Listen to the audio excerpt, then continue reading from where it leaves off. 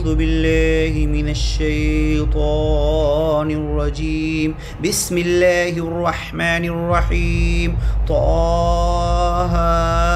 ما أنزلنا عليك القرآن لتشقى إلا تذكرة لمن يخشى تنزيلا ممن خلق الأرض والسماوات العلى الرحمن على العرش استوى له ما في السماوات وما في الأرض وما بينهما وما تحت الثرى وإن تجهر بالقول فإنه يعلم السر وأخفى الله لا إله إلا هو له الأسماء الحسنى. وهل أتاك حديث موسى إذ رأى نارا فقال لأهلهم كثوا إني آنست نارا لعلي آتيكم منها بقبس أو أجد على النار هدى فلما أتاها نودي يا موسى إني أنا ربك فاخلع نعليك إنك بالوادي المقدس طوى وأنا اخترتك فاستمع لما يوحى إنني أنا الله لا إله إلا أنا فاعبدني وأقم الصلاة لذكري إن الساعة آتية نكاد أخفيها لتجزى كل نفس بما تسعى فلا يصدنك عنها من لا يؤمن بها واتبع هواه فتردى وما تلك بيمينك يا موسى قال هي عصاي أتوكأ عليها وأهش بها على غنمي ولي فيها مآرب أخرى قال ألقها يا موسى فألقاها فإذا هي حية تسعى قال خذها ولا تخف سنعيدها سيرتها الأولى واضمم يدك إلى جناحك تخرج بيضاء من غير سوء آية أخرى لنريك من آياتنا الكبرى اذهب إلى فرعون إنه طغى قال رب اشرح لي صدري ويسر لي أمري واحلل عقدة من لساني يفقه قولي واجعل لي وزيرا من أهلي هارون أخي اشدد به أزري وأشركه في أمري كي نسبحك كثيرا ونذكرك كثيرا إنك كنت بنا بصيرا قال قد أوتيت سؤلك يا موسى ولقد مننا عليك مرة أخرى إذ أوحينا إلى أمك ما يوحى أن اقذفيه في التابوت فاقذفيه في اليم فليلقه اليم بالساحل يأخذه عدو لي وعدو له وألقيت عليك محبة مني ولتصنع على عيني إذ تمشي أختك فتقول هل أدلكم على من يكفله فرجعناك إلى أمك كي تقر عينها ولا تحزن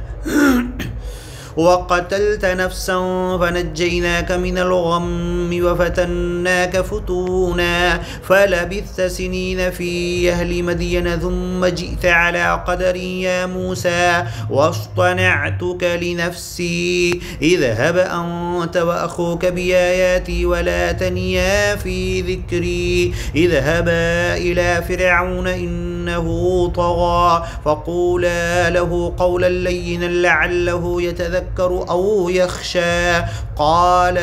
ربنا إننا نخاف أن يفرط علينا أو أن يطغى قال لا تخافا إنني معكما أسمع وأرى فأتياه فقولا إنا رسولا ربك فأرسل معنا بني إسرائيل ولا تعذبهم قد جئناك بآية من ربك والسلام على من اتبع الهدى إنا قد أوحي إلينا أن العذاب على من كذب وتولى قال فمن ربكما يا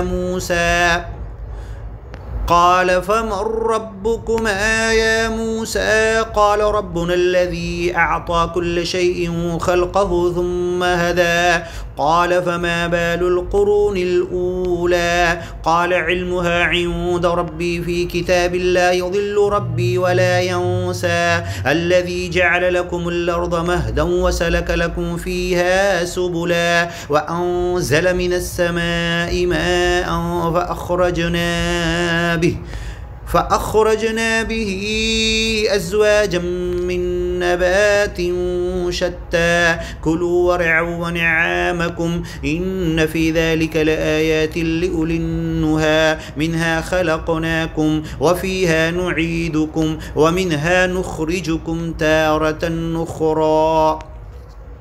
ولقد أريناه آياتنا كلها فكذب وأبى قال أجئتنا لتخرجنا من أرضنا بسحرك يا موسى فلنأتينك بسحر مثله فاجعل بيننا وبينك موعدا لا نخلفه نحن ولا أنت مكانا سوى قال موعدكم يوم الزينة وأن يحشر الناس ضحى فتولى فرعون فجمع كيده ثم أتى قال لهم موسى ويلكم لا تفتروا على الله كذبا فيسحتكم بعذاب وقد خاب من افترى فتنازعوا أمرهم بينهم وأسروا النجوى قالوا إن هذان لساحران يريدان أن يخرجاكم من أرضكم بسحرهما ويذهبا بطريقتكم المثلى فأجمعوا كيدكم ثم أتوا صفا وقد أفلح اليوم من استعلى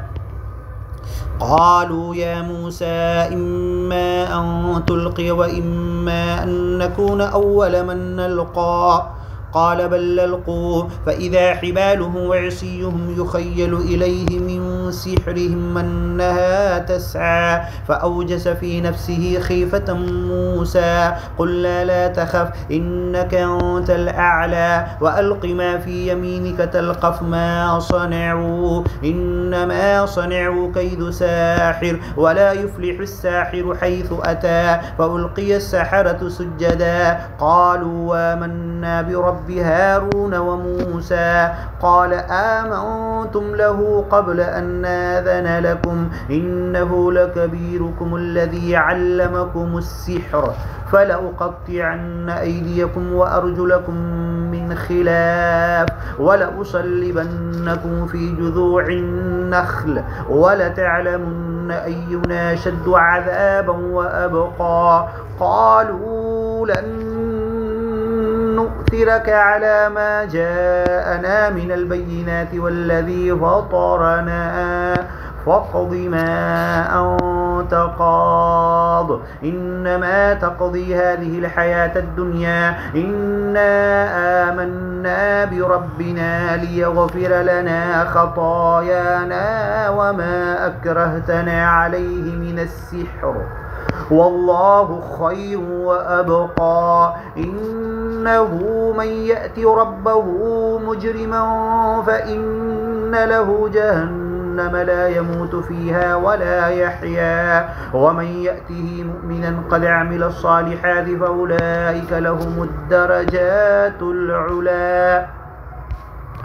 فأولئك لهم الدرجات العلا جنات عدن تجري من تحتها الأنهار خالدين فيها وذلك جزاء من تزكى ولقد أوحينا إلى موسى أن أسر بعبادي فاضرب لهم طريقا في البحر يبسا لا تخاف دركا ولا تخشى فأتبعه فرعون بجنوده فغشيهم من اليم ما غشيهم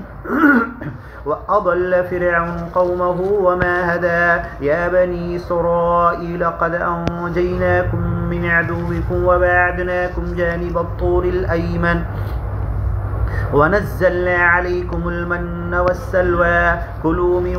طيبات ما رزقناكم ولا تطغوا فيه فيحل عليكم غضبي ومن يحلل عليه غضبي فقد هوى وإني لغفار لمن تاب وآمن وعمل صالحا ثم اهتدى وما أعجلك عن قومك يا موسى قال هم أولئك على أثري وعجلت إليك رب لترضى قال فإنا قد فتنا قومك من بعدك وأضلهم السامري فرجع موسى إلى قومه غضبان أسفا قال يا قوم ألم يعدكم ربكم وعدا حسنا أفطال عليكم العهد وأمرتم من يحل عليكم غضب من ربكم فأخلفتم موعدي أفطال عليكم العهد أمرتم من يحل عليكم غضب من ربكم فأخلفتم موعدي قالوا ما أخلفنا موعدك بملكنا ولكننا حملنا أوزارا من زينة القوم فقذفناها فكذلك ألقى السامري فأخرج لهم عجلا جسدا له خوار فقالوا هذا إلهكم وإله موسى فنسي أفلا يرون ألا يرجع إليهم قولا ولا يملك لهم ضرا ولا نفعا أفلا يرون ألا يرجع إليهم قولا ولا يملك لهم ضرا ولا نفعا ولقد قال لهم هارون من قبل يا قوم إنما فتنتم به وإن ربكم الرحمن فاتبعوني وأطيعوا أمري قالوا لن نبرح عليه عاكفين حتى يرجع إلينا موسى قال يا هارون ما منعك إذ رأيتهم ضلوا ألا تتبعني فعصيت أمري قال يا ابن أم لا تأخذ بلحيتي ولا برأسي إني خشيت أن تقول فرقت بين بني إسرائيل ولم ترقب قولي قال فما خطبك يا سامري قال بصرت بما لم يبصروا به فقبضت قبضة من أثر الرسول فنبذتها وكذلك سولت لي نفسي قال فاذهب فإن لك في الحياة أن تقول لا مساس وإن لك موعدا لن تخلفه وانظر إلى إلهك الذي ظلت عليه عاكفا لنحرقنه ثم لننسفنه في اليم نسفا لنحرقنه ثم لننسفنه في اليم نسفا لنحرقنه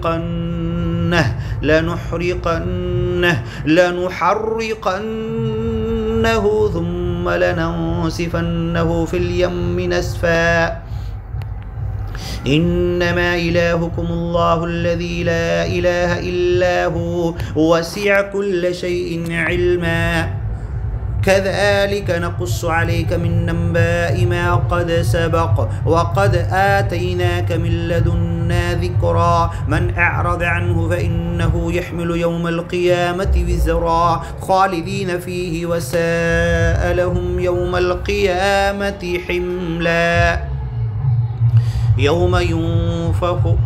يوم ينفخ في الصور ونحشر المجرمين يومئذ زرقا يتخافتون بينهم من لبثتم إلا عشرا نحن أعلم بما يقولون إذ يقول أمثلهم طريقة إن لبثتم إلا يوما ويسألونك عن الجبال فقل ينسفها ربي نسفا فيذرها قاعا صفصفا لا ترى فيها عوجا ولا أمتا يومئذ يتبعون الداعي لا عوج له وخشعت الأصوات للرحمن فلا تسمع إلا همسا يومئذ لا تنفع الشفاعة إلا من أذن له الرحمن ورضي له قولا يعلم ما بين أيديهم وما خلفهم ولا يحيطون به علما وعنت الوجوه للحي القيوم وقد خاب من حمل ظلما ومن يعمل من الصالحات وهو مؤمن فلا يخاف ظلما ولا هضما وكذلك أنزلناه قرآنا عربيا وصرفنا فيه من الوعيد لعلهم يتقون أو يحدث لهم ذكرا فتعالى الله الملك الحق ولا تعجل بالقرآن من قبل أن يقضى إليك وحيه وقل رب زدني علما ولقد عهدنا إلى آدم من قبل فنسي ولم نجد له عزما وإذ قلنا للملائكة اسجدوا لآدم فسجدوا إلا إبليس أبى فقلنا يا آدم إن هذا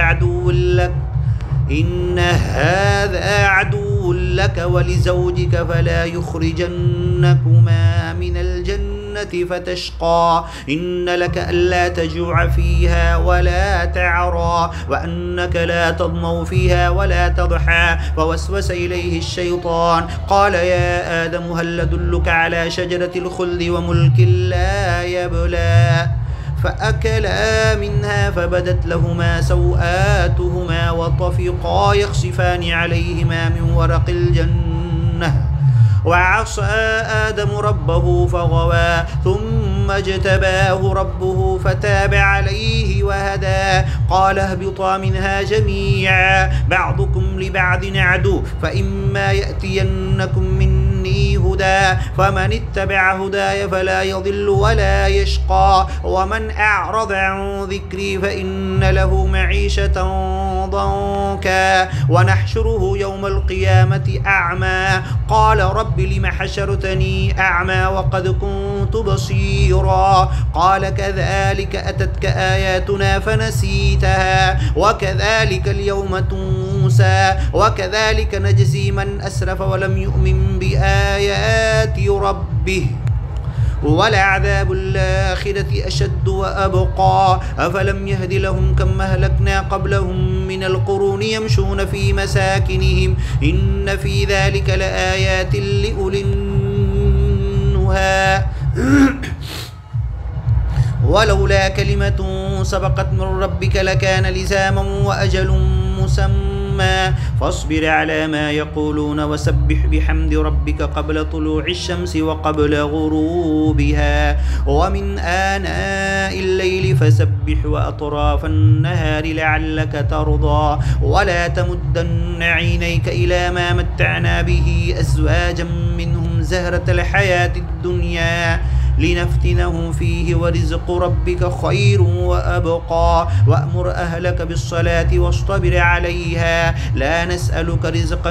نحن نرزقك والعاقبة للتقوى وقالوا لولا يأتينا بآية من ربه